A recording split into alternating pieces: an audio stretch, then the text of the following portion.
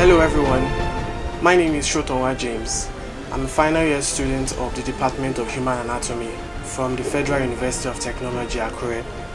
This program is an awareness program that is brought to you by Time Out Renewal Network in conjunction with the Youth Neuroscience Association of Nigeria FUTA chapter. So this is an awareness program for learning impairments. So learning impairments are very prevalent in Nigeria, but we found out that there is a dearth of information concerning these learning impairments. Amongst the varieties of learning impairments, I'll be talking on one specifically, which is dyscalculia. Dyscalculia is a specific learning disorder that is associated with deficits in understanding of basic mathematical concepts of quantity.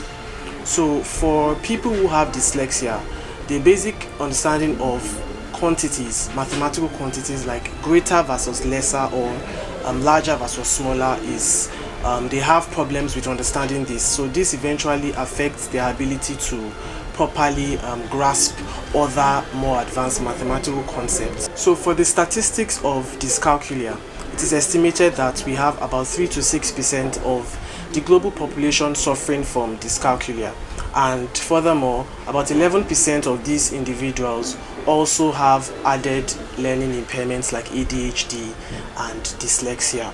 So what exactly is dyscalculia?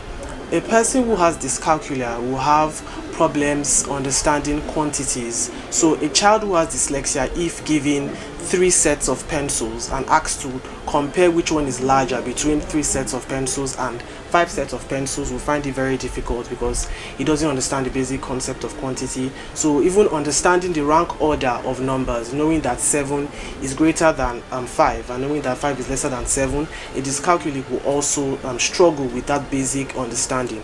Also in things like subitizing, which is just estimating the amount of objects from a given set, a very little set. So if you are given 5 pencils and you're asked how many pencils do we have in this set, for a normal individual without dyscalculia, you'll be able to tell that accurately within a very short period of time.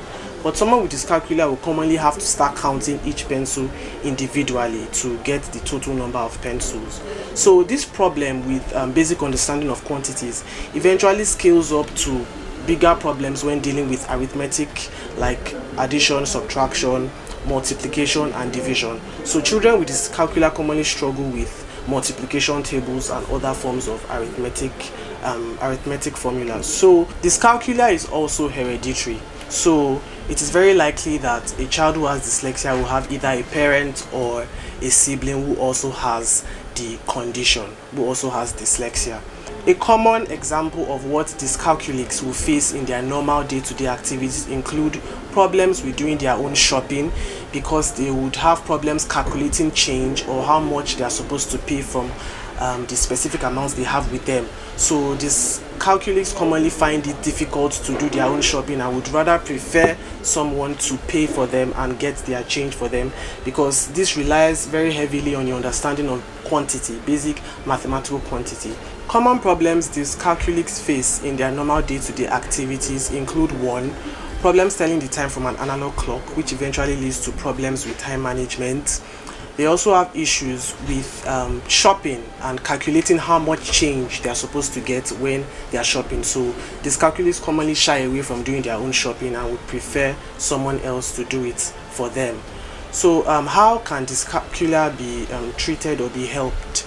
There is no medicine or drug that can be given to cure dyscalculia, but there are certain multisensory tools that can be used or utilized in the teaching environment to help such individual or child grasp the basic understanding of mathematical concepts. So we have things like utilizing number blocks and other forms of visual aids to help these mathematical concepts stick better. So dyscalculia is not a disease. Instead, it is just an impairment which prevents such child from learning mathematical concepts the same way other normal children without dyscalculia would not. So if proper help is given and these children are taught in the way that is suitable for them to learn, they can also succeed. So another way that dyscalculics can also find help is through their parents. For example, people who have dyscalculia because of their lack of basic mathematical concepts would not like things like baking. So baking, a parent that has a child with dyscalculia can also engage in fun things like baking at home to try to let the child have a basic understanding of measurements and quantities, whereby the child will need to measure ingredients like sugar, salt or flour. So if you are watching this video and you think or you know that you have dyscalculia, my first message to you is that do not panic. It is a much more common problem than you think. Dyscalculia doesn't determine the course of your life or how successful you will be. So far you get the needed help, you can also excel even in mathematics. So I would just want you to be motivated to study and also get the needed help. Thank you.